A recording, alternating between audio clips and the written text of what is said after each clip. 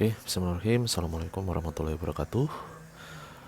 Video ini adalah penjelasan materi mata kuliah promosi kesehatan bagi perawat tentang model teori dalam promosi kesehatan. Nah, sebagai pendahuluan atau intro, saya ingin menjelaskan 3 tahapan pencegahan. Di sini ada primer, sekunder, dan tersier. Di mana pencegahan primer itu adalah pencegahan yang dilakukan pada orang yang masih sehat, ya, dengan atau tanpa faktor risiko, dengan tujuan adalah biar tidak terjadi sakit, ya. Dan sekunder itu adalah pencegahan pada orang-orang yang sudah sakit, jangan sampai terjadi komplikasi atau penyakitnya biar tidak semakin parah. Sehingga di sini salah satunya adalah untuk segera diperiksakan, mendapatkan pengobatan yang tepat agar penyakit itu tidak bertambah menjadi penyakit komplikasi. Sedangkan pencegahan tersier ini adalah penyakit yang sudah mengalami komplikasi dan diharapkan tidak menyebabkan handicap atau kecacatan, ya. Kecacatan tidak hanya secara fisik tapi juga psikologis, ya. Sehingga fokusnya adalah rehabilitasi. Nah, model ataupun teori keperawatan itu nanti akan mempunyai tujuan yang berbeda-beda. Ada yang bisa dipakai di tahapan primer, sekunder, atau tersier seperti itu. Sehingga model teori ini atau model dalam promkes ini sangat penting sebagai landasan atau pondasi dalam berpikir, landasan atau pondasi dalam membuat dalam melakukan promosi kesehatan yang berdasarkan pada ilmu, ya, dan seni, ya. Karena memang keperawatan ini bukan suatu konsep yang abal-abal, tapi adalah suatu ilmu pengetahuan yang didasarkan oleh teori-teori yang ada, ya. Oke, teori keperawatan untuk apa gitu ya. Dan memang ya yang namanya sebuah ilmu pengetahuan ya harus ada teorinya gitu. Ini yang membedakan keperawatan dengan yang lain, dan juga sebagai pembeda gitu ya antara keperawatan dengan yang lain. Dan memang sebuah ilmu itu harus ada teorinya. Nah, ada tingkatan pengetahuan keperawatan di sini, ya. Dari yang paling abstrak yang disebut sebagai meta paradigma sampai yang paling konkret yaitu indikator empiris gitu ya. Nah, yang paling abstrak itu apa? Meta paradigma. Ini saking abstraknya itu tidak bisa diterapkan. Ya, ini biasanya sebagai benar-benar hanya menjadi teori saja yang dibahas di pendidikan dan sebagai dasar dari teori yang lain. Ya, tapi tidak bisa diaplikasikan karena terlalu abstrak gitu ya. Filosofi ini juga masih abstrak, ya. Filosofi masih abstrak, seperti contoh itu Nightingale itu, ya, ilmu lingkungannya Nightingale, teori lingkungannya Nightingale itu masih tahap filosofi sehingga masih terlalu abstrak, ya. Lalu model konseptual ini sudah tidak terlalu abstrak dan bisa diterapkan di lahan atau di praktik gitu ya.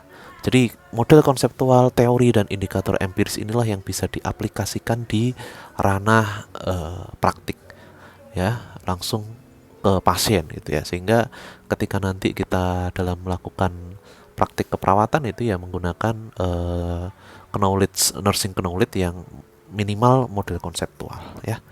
Nah, apa peranannya model teori ini untuk menjembatani yang namanya CTE, ya, konsep teori empiris? Bahwasanya teori-teori ini itu merupakan bagian dari disiplin keperawatan gitu ya. Teori-teori ini dikembangkan oleh nursing research dan juga nursing science, lalu akan di-share di nursing praktik atau di rumah sakit, ya, dan juga nursing profession di ranah pendidikan, ya. Jadi dua arah.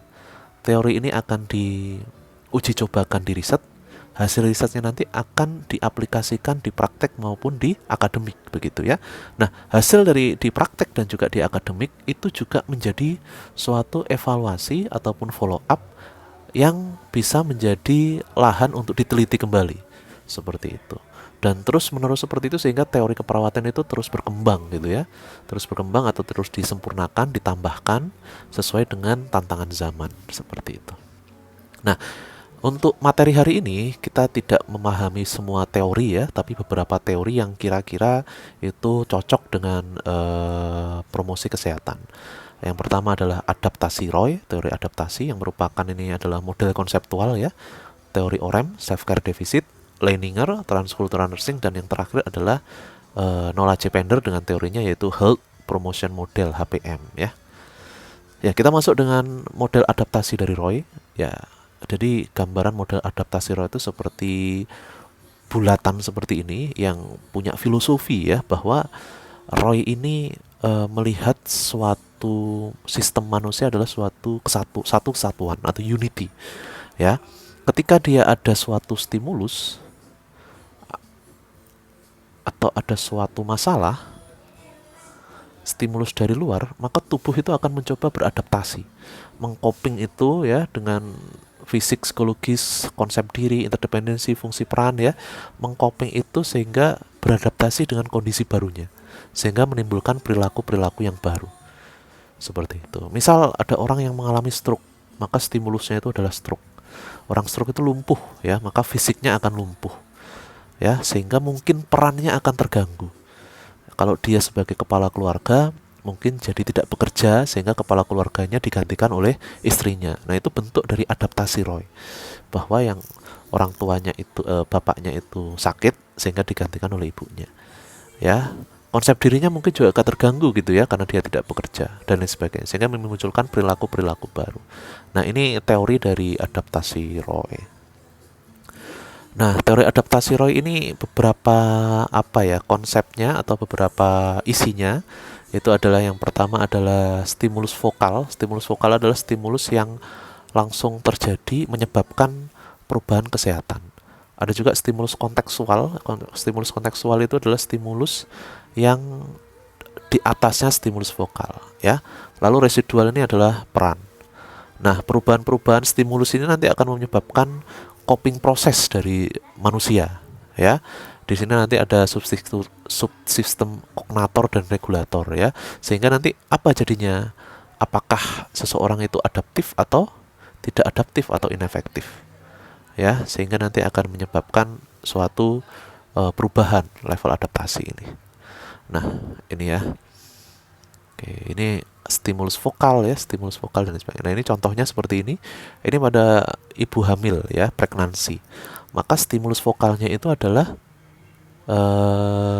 kehamilan ya. Yang membuat mual muntah adalah kehamilan. Lalu stimulus kontekstual itu adalah suatu penyebab lain selain penyebab utama. Contohnya apa? Bau. Ya, bau itu akan membuat ibu hamilnya akan mual muntah gitu ya. Nah, selain itu juga ada aspek yang lain ya. Karena ini sebagai stimulus ya. Stimulus ini akan mempengaruhi adaptif sistem manusia. Ya, akan berdampak pada fisiknya. Ya, fisiknya akan mengalami eh, kelemahan karena mual muntah, dehidrasi misal dan lain sebagainya. Konsep dirinya mungkin menjadi lebih malas gitu ya. Lemah, letih gitu ya. Lalu fungsi perannya mungkin tidak mampu memenuhi tanggung jawab di rumah ya sebagai ibu ya tidak mampu bekerja ya dampak dari stimulus itu tadi. Dan dari aspek interdependensi ini pun juga akan mengganggu hubungan dengan keluarga yang lain misal seperti itu. Nah, bagaimana tubuh merespon semua ini? Ini ada regulator dan ada kognitor gitu ya. Manusia akan berusaha merespon stimulus-stimulus ini tadi ya dengan segala kemampuannya sehingga nanti dia akan apakah menjadi adaptif ataupun inefektif. Dua yang bisa diaplikasikan di promosi kesehatan adalah teori self-care deficit dari Dorothy Oreng.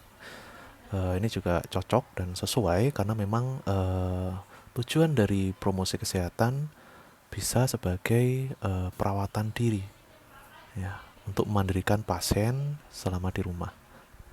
Nah, ini beberapa gambaran teorinya.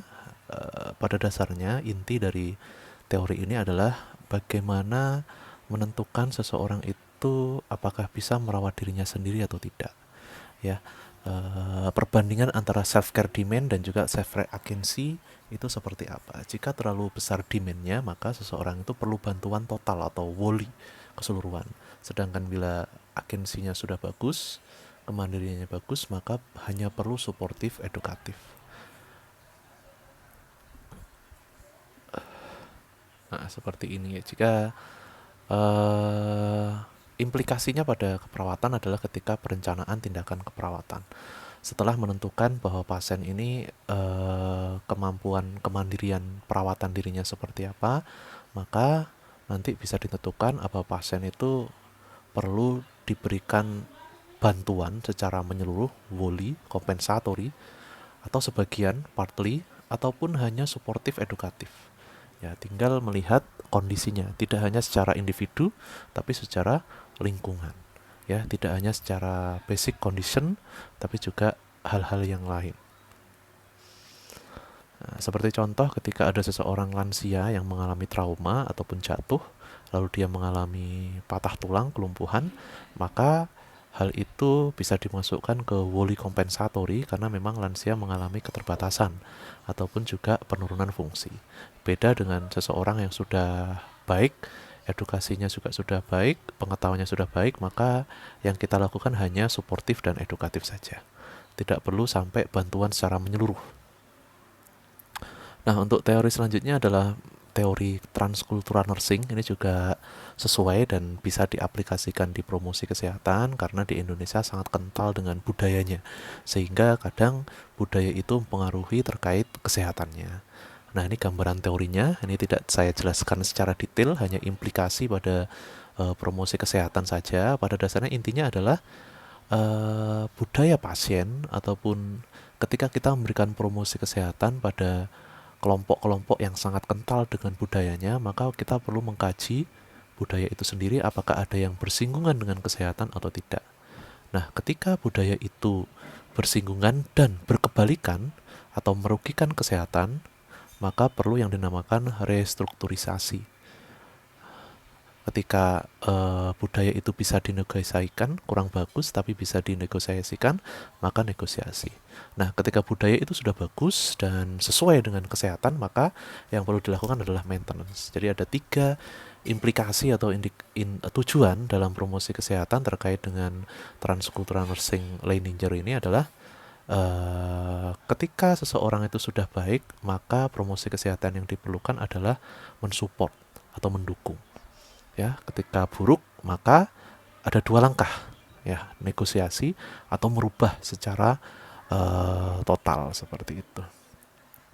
Nah, ini penjelasan lengkapnya nanti bisa dibaca sendiri ya. Nah, yang terakhir adalah terkait dengan teori health promotion model dari Nola J. Pender. Ini yang paling sesuai gitu ya, karena sesuai dengan namanya adalah health promosi. Memang teori ini adalah teori terkait promosi kesehatan dan beberapa hal yang harus diperhatikan ketika seseorang itu ketika seseorang pasien hendak diberikan promosi kesehatan. Nah, ini gambaran teorinya. Di sini yang perlu kita pahami adalah ada karakteristik individu yang diperhatikan sebelum kita memberikan promosi kesehatan. Ya, terkait dengan perilakunya, terus personal faktor, ada biologi. Biologi kali ini contohnya usia, lalu kondisi psikologisnya seperti apa, kultural sosialnya seperti apa. Oke, lalu selain aspek pertama tadi juga aspek kedua yaitu perilaku spesifik yang terkait dengan pengetahuan dan sikap seperti benefit. Jadi seseorang itu akan lebih mudah untuk diubah, diberikan promosi kesehatan ketika dia tahu benefitnya atau manfaatnya. Yang kedua adalah barrier atau hambatan. Kita juga harus perlu memahami hambatan yang dialami atau yang dihadapi oleh sasaran kita atau audiens. Adakah hambatannya? Dan hambatan ini biasanya berbeda-beda. Yang selanjutnya adalah self-efficacy atau keyakinan diri. Apakah seseorang itu yakin dia bisa melakukan perubahan itu? Melakukan perubahan-perubahan yang terkait dari pola perilaku yang tidak sehat menuju ke sehat. Terus setelah itu ada interpersonal, pengaruh interpersonal, baik itu keluarga, peer group support dan lain sebagainya. Ini juga perlu ditanyakan atau dikaji karena ini juga akan mempengaruhi perilaku kesehatan pasien terkait dengan promosi kesehatan yang diberikan. Terus situasi ini juga sangat menentukan apakah dalam situasi yang menguntungkan atau tidak. Nah, selanjutnya seseorang itu akan berkomitmen ketika ini sudah dikaji, benefitnya kita berikan, hambatannya kita hilangkan, self effikasinya kita kuatkan, interpersonalnya kita perkuat, ya, kita juga ikut memasukkan aspek ini, maka pasien ataupun sasaran kita akan berkomitmen untuk mengikuti perilaku sesuai dengan promosi kesehatan yang kita berikan. Nah, teori HPM ini terdiri dari dua teori utama, ya, teori kognitif sosial dan teori nilai pengharapan. Ya. Oke, ini penjelasannya, saya singkat saja. Oke, ini tadi ya, faktor biologi itu dari umur, jenis kelamin, ya, bisa jadi umur tertentu media ataupun cara promosi kesehatan juga akan berbeda. Pastinya cara promosi kesehatan kita dengan usia anak-anak dan lansia berbeda, begitu ya, karena sesuai dengan tahap perkembangan. Begitu juga dengan jenis kelamin dan lain sebagainya, itu juga mungkin akan mempengaruhi. Faktor psikologi terkait harga diri, motivasi diri ini juga perlu digali sehingga ini bisa menjadi kekuatan pasien untuk melakukan perubahan pada promosi kesehatan. Dan juga faktor yang lainnya. Oke, ini contoh kasus. Ya, ini contoh kasus pada adaptasi Roy, seorang laki-laki 67 tahun menderita stroke dan sekarang dirawat di rumah sakit. Hasil pengkajian didapatkan data hemiplegi, lumpuh ya, dekstra, kesulitan menelan. Pasien juga mengatakan riwayat hipertensi sejak 5 tahun yang lalu dan oke. Ya, ini pertanyaannya adalah terkait dengan stimulus vokal. Ya, stimulus vokalnya adalah stroke. Ya, stimulus vokalnya adalah stroke. Nah, selanjutnya ini soal kedua terkait dengan self-care OREM. Ini ada lansia 78 tahun, ulkus diabetik, tinggal sendiri di rumah. Pasien mengalami penurunan penglihatan, riwayat pernah terjatuh saat ke kamar mandi. Promosi kesehatan pada pasien dengan pendekatan teori self-care yang tepat adalah, ya tadi ada 3 ya pilihannya, wholly, parsial, dan suportif edukatif. Nah, karena ini pasiennya lansia dan pernah ada riwayat jatuh, lemah, maka yang tepat adalah wholly kompensatory. Nah, berbeda dengan yang kasus pertama tadi, kasus yang kedua ini juga self-care OREM, menderita kecelakaan, lalu tapi karena dia istrinya berprofesi sebagai bidan, maka balutan lukanya rapi dan ketika diperiksa luka tampak bagus. Sehingga promosi kesehatan apa yang diperlukan pada pasien cukup suportif, edukatif, tidak perlu wholly karena sudah bagus ya. Nah, ini terkait transkultural nursing, budaya. Ya, contoh kasusnya ini ada 58 tahun, laki-laki menderita DM 3 tahun. Selain minum obat secara teratur, pasien juga mengatakan setiap pagi selalu olahraga secara rutin. Ya, jadi sudah bagus ya perilakunya. Klien percaya bahwa olahraga adalah salah satu kunci untuk kesehatan jiwa raga. Kebiasaan ini juga sudah dilakukan. Ya, ini ada suatu budaya yang sudah bagus pada pasien. Pasien DM budaya kesehatannya bagus, maka promosi kesehatan yang bisa dilakukan berdasarkan transkultural nursing adalah yaitu maintenance ya, tidak perlu direstrukturisasi atau negosiasi, hanya maintenance saja karena sudah bagus. Nah, ini juga Leininger, ini ada luka post SC, terus dia punya kepercayaan turun-temurun dari keluarganya bahwa makan telur, ayam, dan daging dapat membuat luka tambah parah. Berarti ini budayanya salah gitu ya, sehingga harus restrukturisasi. Jadi ini yang cara yang ketiga, yaitu restrukturisasi budaya. Oke, baik. Mungkin itu yang bisa saya sampaikan. Semoga dengan adanya contoh kasus-kasus tadi dapat lebih memperjelas penerapan promosi kesehatan pada teori-teori tersebut. Ya, kurang lebihnya saya mohon maaf. Saya akhiri, wassalamualaikum warahmatullahi wabarakatuh.